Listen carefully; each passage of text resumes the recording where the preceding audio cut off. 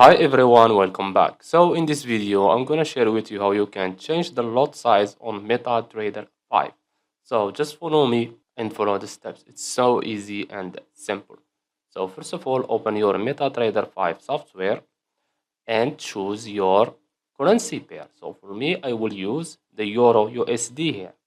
And if you want to change the lot, you can use this one. So let's say I want to buy one lot. Just go here and change the 0 to 1. This is one lot. Change also this one to 0. You can move up, as you can see, 0, 1.02 lot, 1.03 lot, and also you can move down, as you can see here. I think that you get the idea. Also, if you want to buy just 0.01, can do it here. That's it. So I hope you found this video helpful. Don't forget to give us a like and subscribe. Thanks for watching and see you on the next one.